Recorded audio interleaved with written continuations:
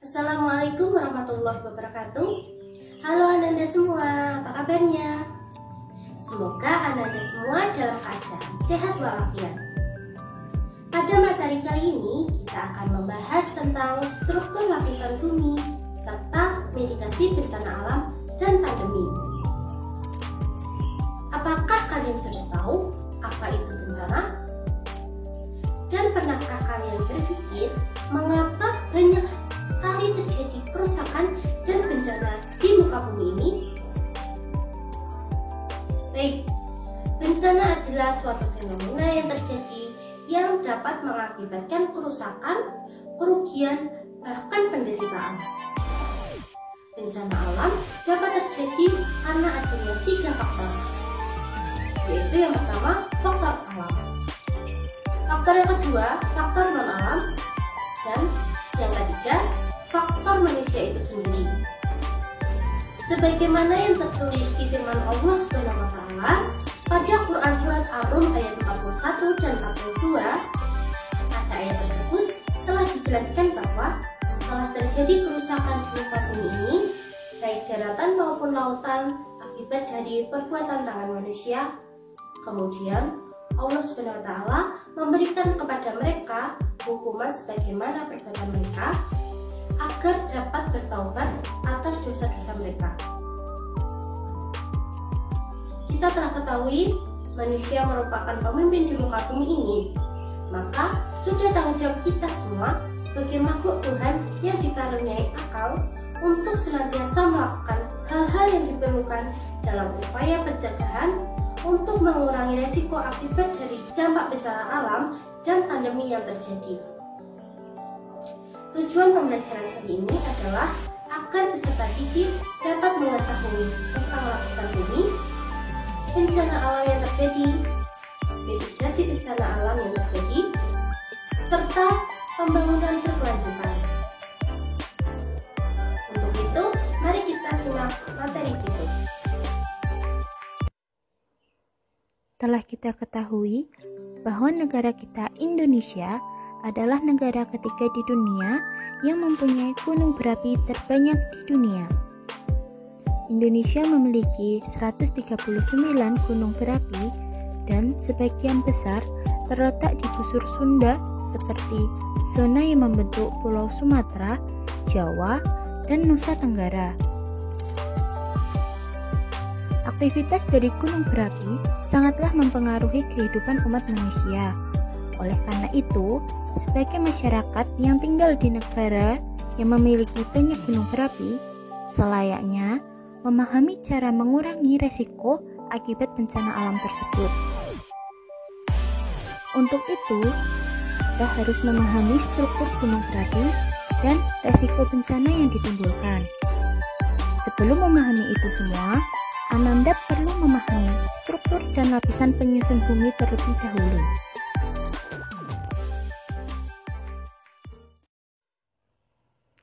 Permukaan bumi atau geosfer. Secara umum, geosfer merupakan lapisan bumi yang terletak pada permukaan atau di bawahnya yang berpengaruh terhadap kehidupan di bumi, baik secara langsung maupun tidak langsung. Geosfer adalah suatu fenomena atau peristiwa yang terjadi di permukaan bumi. Hal tersebut meliputi lapisan atmosfer, litosfer, biosfer, hidrosfer, serta antroposfer. Atmosfer adalah lapisan gas yang membentang mulai dari permukaan bumi hingga jauh keluar angkasa. Gejala yang terdapat di lapisan ini terdiri dari berbagai macam unsur cuaca, seperti angin, suhu, awan, hujan, kelembapan udara, serta udara.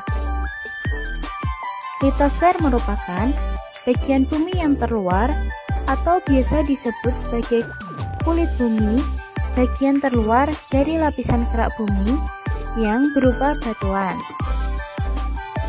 Biosfer merupakan bagian bumi yang terluar yang mencakup daratan, air, serta udara yang menjadi faktor pendukung utama dari keberlangsungan kehidupan serta proses biotik. Hidrosfer merupakan lapisan air yang berada di permukaan bumi, meliputi sungai, danau, laut, glacier, air tanah, serta uap yang ada di lapisan udara. Antroposfer adalah bagian dari geosfer yang menjadi tempat hidup bagi manusia serta memiliki fungsi lingkungan hidup bagi manusia. Telah diketahui sebelumnya bahwa bumi terdiri dari beberapa lapisan. Lantas, bagaimanakah dengan lapisan bumi itu sendiri? Apakah di dalam perut bumi memiliki isi atau bahkan kosong? Untuk memahami lebih lanjut, mari kita simak materi berikut. Struktur dan lapisan bumi. Bumi terdiri atas 3 lapisan, yaitu lapisan kulit bumi atau kerak bumi, lapisan mantel bumi, dan lapisan inti bumi. Yang pertama adalah lapisan inti bumi. Lapisan ini adalah lapisan terdalam bumi yang membentuk inti bumi. Inti bumi terbentuk dari material cair yang bertekanan sangat tinggi. Inti bumi tersusun dari mineral cair seperti besi dan nikel. Inti bumi terbagi menjadi 2, yaitu inti dalam bumi yang berupa material padat dan inti luar bumi yang berupa cairan. Yang kedua adalah lapisan mantel bumi. Lapisan kedua dari dalam bumi yaitu lapisan selimut bumi atau selubung bumi atau disebut dengan mantel bumi. Lapisan selimut bumi merupakan lapisan terbesar. Sebagian besar massa bumi ini kurang lebih 80% berada dalam lapisan mantel ini. Ketebalan keseluruhan lapisan mantel adalah 2.900 km.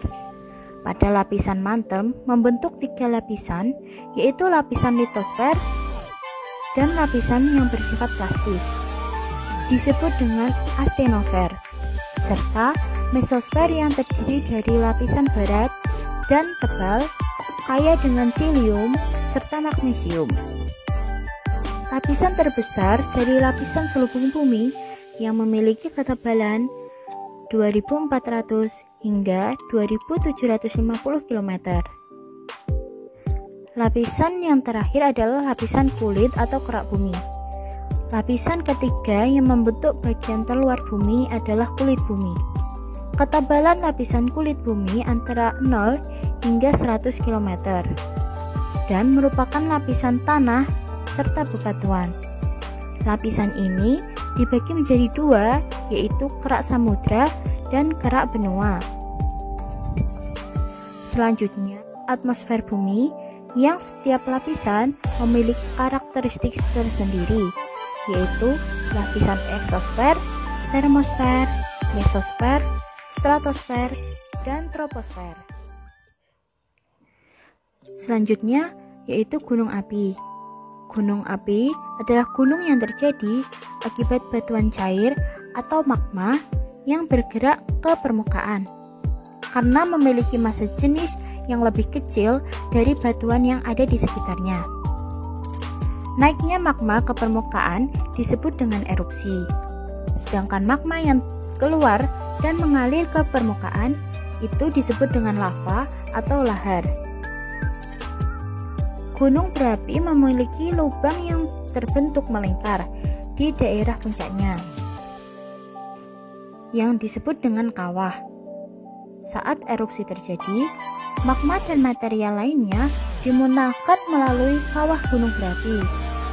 Erupsi disebabkan oleh tekanan gas yang kuat dari dalam bumi yang terus-menerus mendorong magma. Dengan demikian, magma akan terus naik menuju ke permukaan. Dalam perjalanannya, magma yang memiliki suhu hingga 1200 derajat Celcius akan melelehkan batuan di sekitarnya. Akibatnya, terjadilah penumpukan magma. Tekanan udara yang berasal dari dalam bumi lambat laun akan semakin membesar, sehingga tersimpan energi yang besar untuk mendorong magma keluar. Jika litosfer yang berada di atas magma tidak mampu menahan tekanan dari dalam bumi, maka terjadilah erupsi. Magma dan material lainnya dimuntahkan melalui kawah gunung api. Energi yang tersimpan tersebut dilepaskan dalam bentuk ledakan dan semburan yang kuat seperti saat erupsi terjadi. Gunung api memiliki berbagai macam bentuk, yaitu gunung api strato, gunung api Mars, dan gunung api perisai. Gunung api strato mempunyai bentuk kerucut berlereng curam dan luas yang terdiri atas banyak lapisan lava yang terbentuk dari aliran lava yang berulang-ulang. Lava dapat mengalir melalui sisi kerucut, sifat letusan keras. Sedangkan gunung api Mars itu terbentuk karena letusan akan tetapi tidak terlalu kuat dan hanya terjadi sekali sehingga menghasilkan kawah yang menyerupai danau. Contohnya gunung api Lamongan di Jawa Timur. Selanjutnya yaitu gunung api perisai. Terbentuk karena lava yang cair dan tekanan yang rendah. Berbentuk landai dan aliran lava panas dari saluran tengah.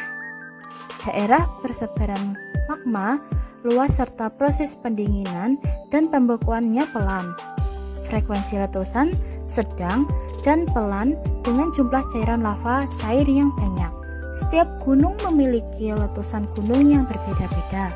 Dengan mengetahui bentuk gunung, Ananda dapat memprediksi jenis letusan yang mungkin dikeluarkan oleh gunung api tersebut. Adapun tipe letusan erupsi gunung api yaitu antara lain letusan tipe Stromboli, letusan tipe Hawaiian, letusan tipe Merapi, letusan tipe Vulcano, letusan tipe Pirate atau Greenland, letusan tipe Philae, dan letusan tipe Saint Vincent.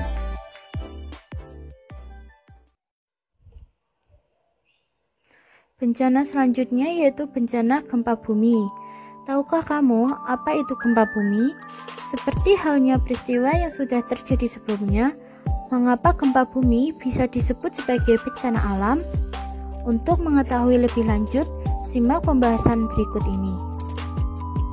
Gempa bumi adalah suatu fenomena alam mengenai gejala alam yang terjadi, berupa terjadinya pergerakan goncangan yang diakibatkan dari patahan aktivitas tektonik pada tanah. Juga dapat terjadi akibat dari letusan gunung api maupun hantaman benda langit atau ledakan bom akibat ulah manusia sekalipun. Timbulnya patahan atau sesar tersebut karena adanya gerakan plat tektonik atau lapisan gerak bumi yang saling bertumbukan, bergeser, atau saling menyusup satu dengan yang lain atau yang disebut dengan subduksi. Kebanyakan gempa bumi disebabkan dari pelepasan energi yang tekanannya semakin lama tekanan tersebut akan semakin membesar dan pada akhirnya akan mencapai pada keadaan di mana tekanan tersebut tidak dapat ditahan lagi oleh pinggiran lempeng. Pada saat itulah gempa bumi akan terjadi. Selain disebabkan oleh pergerakan lempeng bumi, gempa bumi dapat disebabkan oleh faktor lainnya seperti berbagai macam faktor gempa bumi berdasarkan penyebabnya. Di antaranya adalah seperti gempa bumi reruntuhan, gempa bumi tumbukan, gempa bumi buatan, dan vulkanik, serta gempa bumi tektonik. Pada pembahasan selanjutnya, Ananda akan mempelajari tentang pandemi. Tahukah kamu apa itu yang dimaksud dengan pandemi? Pandemi merupakan suatu epidemi yang penyebarannya telah meluas, tidak hanya menjangkit satu negara saja, melainkan telah menjangkit pada berbagai negara. Pandemi ini merupakan istilah yang diberikan guna menunjukkan tingkat keparahan terhadap suatu penyakit yang telah bertaraf global. Bagaimana kriteria penyakit yang masuk dalam kategori pandemi? Penyakit yang masuk dalam kategori pandemi biasanya bersifat virus, di mana virus tersebut sangat cepat dalam penyebarannya, sehingga mengakibatkan suatu permasalahan yang global. contohnya seperti virus corona atau COVID-19 dan virus Ebola ataupun virus yang lainnya. Baik anak-anak sekalian, kita telah mempelajari berbagai macam bencana alam yang dapat terjadi di muka bumi ini. Selanjutnya, kita akan membahas mengenai mitigasi bencana yang dapat dilakukan. Mitigasi adalah upaya dalam mengurangi resiko akibat dari bencana alam yang terjadi. Bisa berupa pencegahan serta penanggulangan. Baik pada pra-bencana, pada saat bencana terjadi, dan setelah bencana terjadi. Mitigasi ini bertujuan untuk mengurangi resiko akibat terjadinya bencana. Mitigasi bencana yang pertama yaitu mengenai mitigasi bencana gunung api. Langkah pertama dilakukan ialah hindari daerah yang sedang rawan bencana, segera menempatkan diri di tempat yang terbuka. Untuk melindungi seluruh bagian tubuh, hendaklah mengenakan pakaian yang tertutup. Selanjutnya adalah hal-hal yang perlu dilakukan pada saat terjadinya letusan gunung api, antara lain sebisa mungkin untuk tidak mendekati wilayah yang terkena abu vulkanik. Jauhi mengendarai transportasi di daerah yang terkena hujan abu vulkanik. Selanjutnya yaitu hal yang perlu dilakukan setelah terjadinya bencana adalah membersihkan seluruh bagian rumah maupun lingkungan sekitar akibat dari tumpukan abu vulkanik. Mitigasi bencana yang selanjutnya mengenai mitigasi bencana gempa bumi. Gempa bumi dapat terjadi kapan saja dan di mana saja. Maka, hendaklah kita melakukan persiapan sebelum terjadinya gempa bumi. Hal-hal yang perlu dilakukan antara lain yaitu berwawasan luas mengenai gempa bumi. Yang kedua yaitu melakukan pembuatan konstruksi rumah tahan gempa, serta perhatian mengenai sistem peringatan yang ada. Lalu, dapat melakukan pelatihan atau pendidikan mengenai gempa bumi dan mengetahui sumber informasi akurat. Jangan lupa siap siaga dengan tas siaga bencana. Pada saat terjadinya bencana gempa bumi, segera melakukan penyelamatan diri dari bahaya gempa dengan melakukan tindakan penyelamatan menyesuaikan dengan tempat terjadinya gempa dan tetap tenang, jangan panik. Selanjutnya yang perlu dilakukan pasca gempa bumi antara lain memeriksa kondisi keluarga, menjauhi bangunan yang retak, serta melaporkan kejadian kerugian dan hal yang lain yang sekiranya harus dilakukan pada saat pasca bencana gempa bumi. Selanjutnya yaitu mengenai mitigasi pandemi. Dalam menghadapi pandemi, langkah awal yang perlu dilakukan adalah mempersiapkan dan senantiasa bersiap. Langkah berikutnya yaitu melakukan deteksi lindungi serta rawat pada seluruh orang yang telah terjangkit virus maupun yang tidak terjangkit. Langkah berikutnya ialah mengurangi penyebaran penularan dalam segi apapun. Langkah terakhir yaitu terus berinovasi dan belajar. Selanjutnya kita perlu mempelajari tentang pembangunan berkelanjutan yang dilakukan. Hal tersebut dikarenakan bencana dapat berpengaruh pada pembangunan strategis yang sedang berlangsung, baik secara fisik maupun non-fisik. Bahkan kejadian bencana dapat mengakibatkan berjalannya roda pemerintahan dapat terganggu. Adapun tujuan pembangunan berkelanjutan yang dimaksudkan yaitu untuk memberikan gambaran terkait sektor-sektor strategis yang dapat dijadikan sasaran pembangunan, tentunya dengan memperhatikan potensi dan sumber daya yang ada di wilayah masing-masing. Tentunya setiap wilayah memiliki karakteristik fisik dan sosial yang beragam. Hal ini menyebabkan potensi dan jenis bencana yang ada dapat bermacam-macam. Dengan demikian, pembangunan berkelanjutan untuk penanggulangan bencana dapat menjamin keberlangsungan hidup masyarakat apabila dilaksanakan secara optimal. Pada proses pembangunan yang berkelanjutan berupa merupakan sebuah tanda bahwa negara kita akan terus mengalami perkembangan yang pesat. Pembangunan berkelanjutan merupakan pembangunan yang secara optimal memanfaatkan sumber daya dengan pembangunan yang terstruktur dan terencana. Pembangunan ini bersifat kontinu agar dapat meningkatkan kesejahteraan masyarakat dalam memenuhi berbagai kepentingan dan kebutuhan tanpa harus mengorbankan berbagai generasi yang akan datang. Adapun konsep dalam pembangunan berkelanjutan dibahas pada konferensi tingkat tinggi bumi pada tahun 1992 yang menghasilkan dua gagasan penting antara lain, yaitu tentang gagasan kebutuhan yang mengedepankan kesejahteraan dan kebutuhan atas kaum miskin, kemudian tentang gagasan keterbatasan karena setiap sumber daya alam mempunyai batasan porsinya masing-masing dan tidak bisa dieksploitasi secara terus-menerus karena harus disisakan untuk masa depan yang akan datang. Sedangkan menurut Kementerian Lingkungan Hidup, konsep penting yang disampaikan antara lain, yang pertama, tidak boleh ada pemborosan dalam memanfaatkan sumber daya alam yang ada dan tidak membuat dampak negatif terhadap lingkungan, serta kegiatan pembangunan yang ada harus meningkatkan sumber daya alam yang dapat diperbaiki. Adapun tujuan dilakukannya pembangunan berkelanjutan ini antara lain yaitu mengembangkan bisnis yang sudah ada. Hal ini dikarenakan dengan adanya pembangunan berkelanjutan yang terpusat pada pembangunan infrastruktur yang terus meningkat secara otomatis akan membuka berbagai lapangan pekerjaan yang baru sehingga banyak orang yang akhirnya bisa memiliki pekerjaan. Tujuan selanjutnya yaitu membina lingkungan sehat.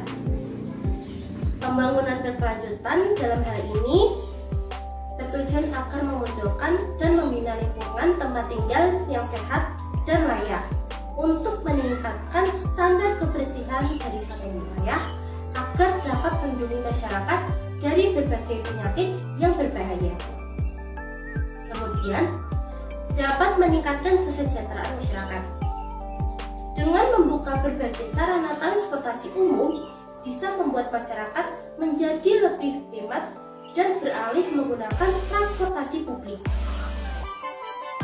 Dalam pembangunan berkelanjutan terdapat indikator-indikator sebagai standar acuan, yaitu antara lain yang pertama, dalam pembangunan berkelanjutan harus memperhatikan unsur ekologis dengan memelihara berbagai tanaman dan keanekaragaman hayati yang ada. Kemudian, pembangunan berkelanjutan mempunyai tatanan yang menjamin kestabilan ekonomi. Kemudian, pembangunan berkelanjutan bisa mendorong stabilitas penduduk dengan cara memenuhi berbagai kebutuhan dasar manusia dan partisipasi masyarakat dalam pengambilan keputusan. Serta proses pembangunan yang berlangsung haruslah terjadi secara transparan dan bertanggung jawab agar dapat dilihat oleh semua masyarakat. Pembangunan juga harus memiliki indikator dalam pertahanan dan keamanan yang mampu untuk mengatasi ancaman dan tantangan dari dalam ataupun dari luar negeri. Untuk contoh dari penerapan pembangunan berkelanjutan antara lain, yang pertama, pembangunan pemerintahan Indonesia, yaitu dengan adanya berbagai bentuk sumber daya alam yang dimiliki oleh negara, terus diusahakan agar negara kita bisa mengelola dan menjadikannya mandiri tanpa harus membutuhkan bantuan dari negara lain. Kemudian, kemajuan desa dan daerah terpencil, yaitu dengan adanya sarana umum yang menandai agar seluruh masyarakat bisa merasakan nikmat yang sama terhadap sarana umum yang lain. Kemudian, terdapat pembangunan dalam bidang kesehatan dan menyediakan fasilitas transportasi yang memadai. Dalam menghidupkan sekaligus menetapkan fungsi pembinaan lingkungan dalam keluarga perlu untuk dilakukan oleh semua keluarga, baik fisik maupun non-fisik, seperti halnya pola atau gaya hidup yang baik. Untuk saya pribadi dalam menerapkan gaya hidup sehat, terutama pada saat masa pandemi seperti ini, minum air yang cukup setidaknya 8 gelas sehari. Lalu mengelola makanan dengan higienis, mengusahakan memilih menu makanan dengan nutrisi seimbang, membuat jadwal makanan yang teratur, tidur yang cukup, olahraga teratur, serta paling penting ialah membangun komunikasi yang sehat. Dengan demikian pembinaan lingkungan yang sehat terutama dalam keluarga akan terpenuhi.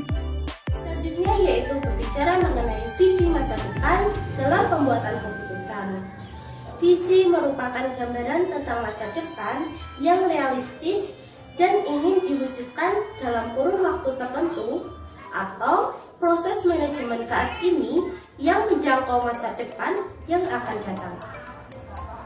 Dalam menerapkan visi, pada saat mengambil keputusan, perlu memperhatikan hal-hal berikut ini, yaitu visi harus dapat memberikan panduan atau arahan yang dapat memotivasi.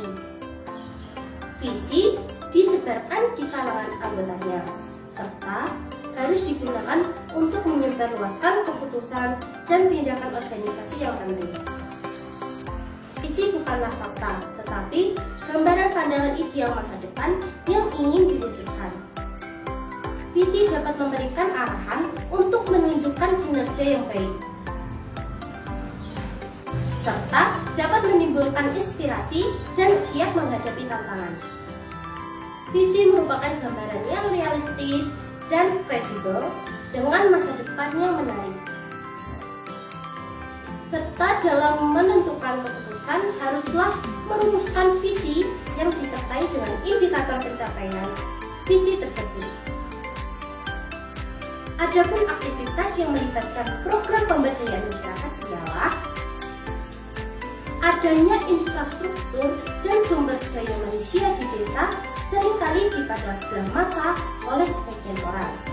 Padahal, jika ditelusuri lebih dalam lagi, kekayaan SDA yang ada di desa bisa digunakan untuk meningkatkan kualitas hidup masyarakat, perdusunan dari segala aspek, baik dari segi ketahanan ekonomi, sosial, maupun ekologi. Dalam melaksanakan program pemberdayaan masyarakat desa yang nantinya diharapkan mampu membina mereka bersaing di era global ini, untuk pemberdayaan dalam bidang apa saja yang dapat dilakukan dalam mencapai tujuan dari pemberdayaan masyarakat di berbagai bidang antara lain, yaitu program pemberdayaan masyarakat di bidang ekonomi. Dalam bidang ini, pemerintah pusat telah membuat program pemberdayaan masyarakat seperti UMKM atau usaha mikro kecil dan menengah, serta terdapat juga BUMD, yakni usaha desa yang dikelola oleh pemerintahan pusat dan sudah berbadan hukum. Semua modal usaha ini berasal dari pemerintah. Program pemberdayaan selanjutnya yaitu program pemberdayaan masyarakat di bidang pertanian. Terdapat pula program pemberdayaan masyarakat di bidang kesehatan, serta program pemberdayaan masyarakat di bidang pendidikan dan agama. Kesimpulan materi pada kali ini ialah mitigasi merupakan usaha yang sengaja dilakukan bertujuan untuk mengurangi suatu dampak dari bencana alam yang terjadi. Baik anak-anak sekalian, setelah menyelesaikan materi kali ini, selanjutnya adalah menyelesaikan tugas yang ada pada link yang tertera di bawah ini sebagai evaluasi hasil pembelajaran yang telah dilakukan. Sekian video pembelajaran dari saya, ada kurang lebih saya mohon maaf. Assalamualaikum warahmatullahi wabarakatuh.